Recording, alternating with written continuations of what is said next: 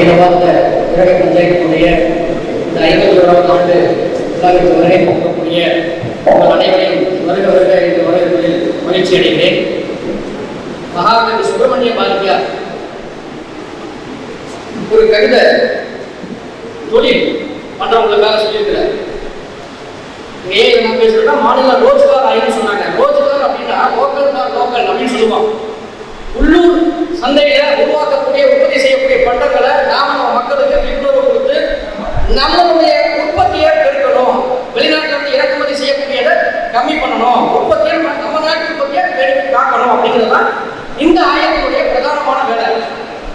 So அதுக்காக இந்த கவிதையை உங்களுக்கு நான் பாடி காமிச்சுக்கிறேன். மகாகவி சுப்பிரமணிய பாரதியார் பாடியிருக்காரு. இரும்பை காய்ச்சி உருக்கிடுவீரே, எந்திரங்கள் வகுப்பிடுவீரே, கருப்பை சாறு பிழிந்திடுவீரே, கடலில் மூழ்கினன் முத்தெடுப்பீரே, அரபும் வேர்வை குதித்து புவிமை 1000 தொழில் செய்திடுவீரே, பெரும் பிரம்மதேவன் கரையிட்டு நீரே அப்படின்னு சொல்லியிருக்காரு. ஸோ எல்லா விதமான தொழில் பண்றதுக்கு இன்னைக்கு நம்ம தேசத்துல மிகச்சிறந்த ஒரு அமைப்பு இருக்குது.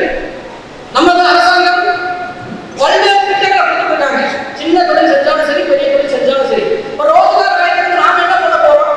நாம நம்மளுடைய ஏபிஜிபி நம்மளுடைய குழுல இருந்து இந்த ரோஜ்கார் ஆயத்து மூலமா நம்ம பகுதியில் இருக்கக்கூடிய சின்ன சின்ன வணிகர்களுக்கு, சின்ன சின்ன தொழில் செய்யறவங்களுக்கு இந்த வழிகாட்டுதலை நம்ம கொடுக்கணும். அதுக்காக நம்ம மாநிலம் முழுவதும் இந்த குழுவை நம்ம மாவட்டத்தோட ஒரு ரோஜ்கார் பிரமுக நம்ம அப்பாயிண்ட் பண்ணணும். இன்னைக்கு எம்எஸ்எம்இ சிறு குறு தொழில்கள் அதை பார்த்தீங்கன்னா முத்ரா யோஜனா பார்த்தீங்கன்னா சிசு தரம் கிஷோர் சொல்லிட்டு 3 விதமான டைப் ஆஃப் லோன் இருக்குது.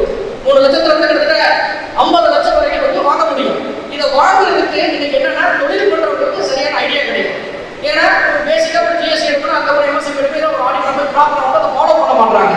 அவங்களுக்கு இந்த விழிப்புணர்வு இருந்தால் ரொம்ப இலகுவாக அவங்களுக்கு போய் இது சென்றடையும். அவங்களும் தொழில் பண்ணுவாங்க. உள்ளூர் உற்பத்தி பெருகும் போது நாட்டினுடைய உற்பத்தி பெருகும். உதாரணம் சொல்லுவாங்க, கிராமம் தான் நம்மளுடைய தேசத்தினுடைய முதுகெலும்பு.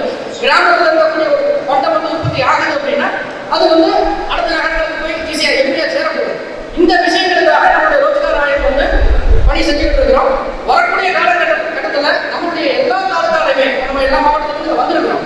அதனால குறிப்பாக மாவட்ட ஒருங்கிணைப்பாளர்கள் ரோஜ்கார் ஆணையத்துக்கு சொல்லி ஒரு பொறுப்பாளரை நியமிக்கணும். கூடிய விரைவில் அவங்க லோக்கல்ல இருக்கக்கூடிய எல்லா தொழில் செய்யப்படுறவங்களையும் லிஸ்ட் எடுக்கணும். அதுல யாரெல்லாம் சிறு தொழில வர்றாங்க, யாரெல்லாம் பெரிய நிறுவனங்கள் சொல்றாங்க, அவங்களுக்கு இந்த மாதிரி கட்டணம் இருக்குது